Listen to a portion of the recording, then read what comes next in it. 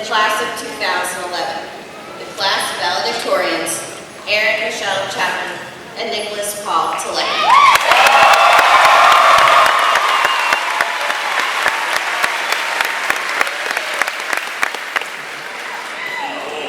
Oh, class of 2011, the dawn of freedom.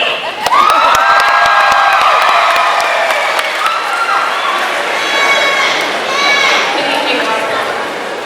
As I stand here tonight before you all, wait, Erin, what are you doing here? I thought We're doing a speech together. Remember, we tied in valedictorian. you did?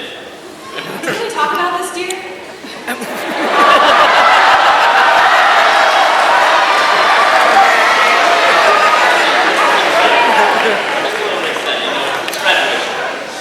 Anyways, it's been a long journey to tonight, our graduation. After all, we've all been here for a long 6 years. Haven't you only been here for 4? Well, it feels like it's been a long 6 years. We may not be the first graduating class, but we are the only class with members that can successfully say that we completed a very long 6 years here at North Point Middle/High School. Tonight we're going to talk a little bit about the baby eagles. So eagles, they hatch, their parents bring them food, blah blah blah. After a few weeks, they finally have all their feathers. And that's where the mom teaches them how to fly. The process of learning to fly is as follows. So the mom takes the little bird to the edge of the nest, has it look over the nest at the sharp rocks below, then takes its foot and dramatically pushes the bird out of the nest to fall. And now the bird has between 100 and 300 feet to make a decision. Option 1, open its wings and fly off into the sunset. Option 2, fall and die. And that pretty much sums up the entire high school experience. So, in the beginning, we show up to orientation. We're all giddy and excited. We don't really know what to expect. I was confused. The instructions on my letter clearly said, show up at the convocation center. So I walk in the poolside entrance and I walk around the school for about 20 minutes before I realized that what they meant by convocation center was the gym.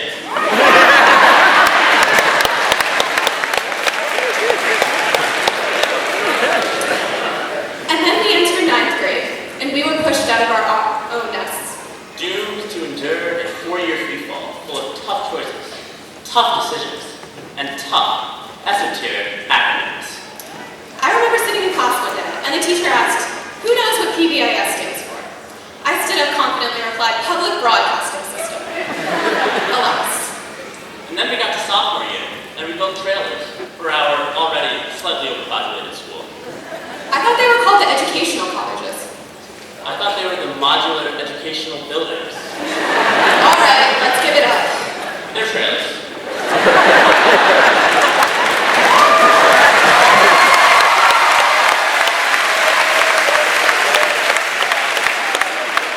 And then this year, we got NEST. Does anyone actually know what that stands for? Nutritional, educational, not enough structured time? I have no idea. And then we got SOAR with 2 R's.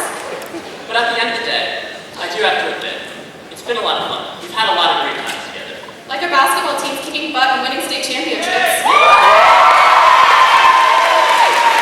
And finally winning the homecoming float competition, even though we should have won every year. So we've been told many times over the past 4 years that these are the best years of our lives. I refuse to accept that. I mean, you know, we've had a lot of good times, a lot of fun, but the best 4 years of my life cannot possibly include the SATs, the ACTs, the CRs, and worst of all, the independent reading project.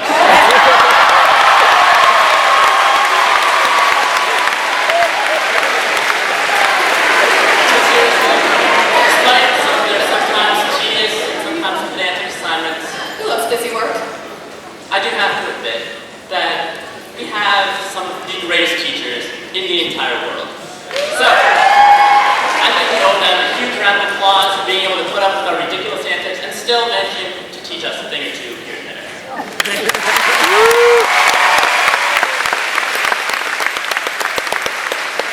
also give some major love to our parents and family, without whom we wouldn't be nowhere.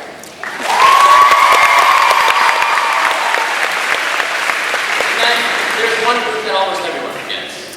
These are the people that are always nearby to keep our school looking amazing, cleaning our bathrooms, picking up after us after mess, and even though they have an incredibly difficult job, they always walk around, they're always patient, they have a smile on their face. Everybody, let's say thank you on 3 to the greatest building service workers in America. 1, 2, 3. Now, we'd just like to point out that we did that without 5 days of rehearsal.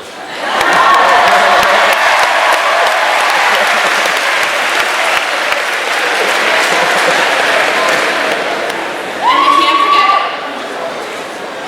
we can't forget our amazing administration team and principal, but most of all, our mentor through all 4 years of our free fall. Although she's been here tonight, let's give it up for the best vice principal in the world, Mrs. McLaren.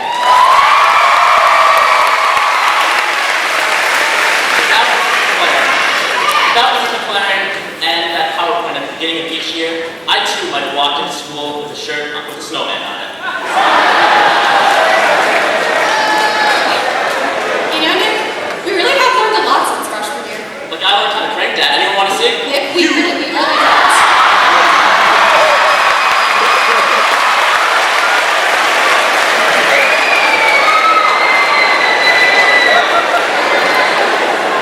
Well, I learned that today is Friday, then yesterday was Thursday, tomorrow's Saturday, and then comes Sunday. This knowledge owed to the wise wisdom of Rebecca Black. We both learned to be picky with the socks we put on our sticky dirty feet. Thank you, Mr. Cerruti. And I don't think I had ever signed so many petitions I did than the time they tried to take our minute bell away from us. Oh, the days when losing the minute bell was the worst of our problems. And then we got to senior year, and we realized the fall from our nest was almost complete, and the moment of truth was coming. Would we fly away or fall to our demise? Everything got harder, mainly because we knew it was coming to a close. We fell into the danger zone, and things got rushed, tense, faster. Somehow it seemed like we had more to do. The future became scarier. What will I do with the rest of my life? Go to college? Get a job? Where am I gonna go? Where am I going to work? I mean, I performed well and got good marks. Is that all they want? Do they like leadership? Maybe I should have led that stupid project last week. No, they like compassionate people. I should have joined that community service club. And maybe when I was in my staff uniform, I should have helped that old lady across the street. It felt like everything we've been doing our entire lives was leading up to this moment. We're almost out of time. My hands are shaking. How many mistakes have I made with my app so far? Is it too late to turn back? If a public institution funded by a state government that's billions of dollars in debt really provide the state national level of education?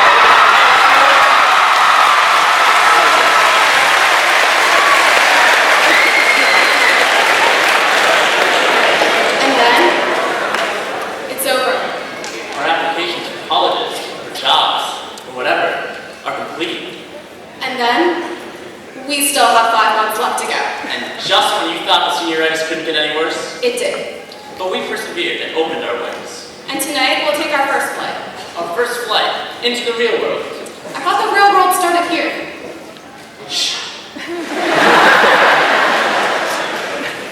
And now, even though we'll always be eagles together, we'll begin to fly in our own separate, unique directions. For while other birds travel in schools and herds and schools and herds, the eagle flies alone, independently, on its own unique path. The eagle does not conform, but stays true to its different values. Kind of like Lady Gaga. Huh? Yeah, Lady Gaga. I mean, she dresses like a bird sometimes. But conformity isn't in her vocabulary. She stays true to herself. She knows she's on the right track because she was born this way. Staying true to yourself is one of the hardest things to do in life. Even your friends will mock you, tempt you to betray yourself. But as eagles, we can fly independently. If we stay true to ourselves, we'll end up on the right track. But we mustn't leave this room ignorant of the real world that will truly surround us upon leaving this gym or convocation center. As it stands now, the world outside these walls is cruel and unforgiving. The challenges we're about to face are perhaps the most difficult yet. In our economy, jobs and income will be hard to come by. There will be no one to give us an eagle up for showing up to work on time. But there will be a boss to fire us if we show up late. Life isn't simple, but don't settle for mediocrity, if we go above and beyond, we give every seemingly menial task our all, we'll succeed. And we can't be afraid to make mistakes. In the words of the wise Carrington Reeves, it happens. But when we make mistakes, we can't go back crying to our parents. We have to pick ourselves up, dust ourselves off, and learn from them. After all, 19th century German philosopher Friedrich Nietzsche once said, "That which does not kill us makes us stronger." And then, 21st century philosopher Kanye West said that don't kill me is what we make me better.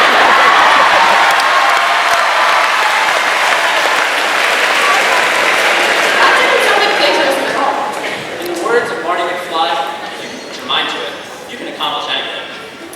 And in the words of Nick, what are you doing? Nick? I'm taking your picture for my scrapbook. Don't judge me. You'll be on Facebook later. The moral of the story, we spread our wings. Darn. Nick? I lost the game. I apologize.